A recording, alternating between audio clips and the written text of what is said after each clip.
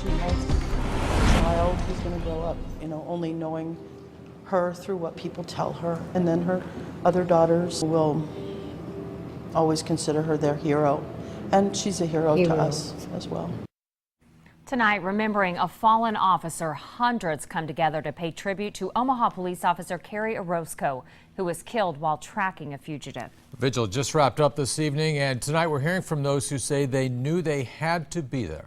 WOWT 6 News' Joe Chiodo leads off our coverage, and he joins us now live.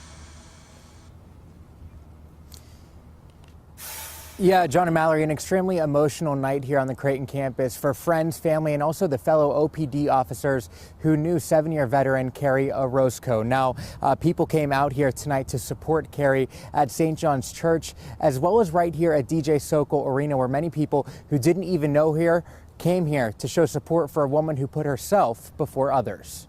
As family and friends made their way into St. John's Church, dozens of others entered Sokol Arena, watching this live stream of the wake and vigil for Officer Carrie Orozco. While Carrie may not have known every person here, the tears you see prove that they knew a part of her. She did everything she could do. Mike Fisk and his wife Rose Lynn came out after seeing this video of Carrie. When I see kids in the neighborhoods, I said right away, I feel like I need to do something. And they weren't alone.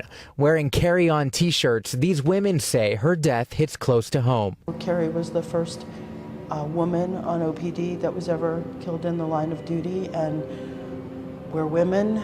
We feel close to her for that reason, even though neither of us ever actually met her. Hearing from those speaking at the wake who knew her best only made the crowd's admiration grow. A fellow officer talked about her humor and love of kids. A friend and former classmate recalled Carrie's kind heart. And her former OPD partner explained she was the glue that held the department together. Every person left this arena with a sadness in their hearts, but also an even greater appreciation of a woman they never met who cared so much about protecting them. And that wake lasted tonight about an hour and a half. And something interesting to note, Carrie also attended school here at Creighton University before joining the police force. The funeral will get underway tomorrow at St. John's Church starting at 11 a.m. We will have complete coverage. Reporting live with photographer Christian Shampoo, I'm Joe Chiodo, WOWT 6 News. Now, even though the funeral is at St. John's, the public is asked to go to CenturyLink Center, where the service will be streamed live. We'll have complete coverage of the funeral plans and procession route in the next few minutes. Well, you're now looking at one of the most powerful moments of the day.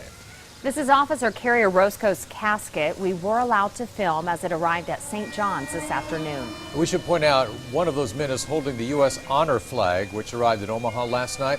A very high honor for Officer Orozco. And tomorrow,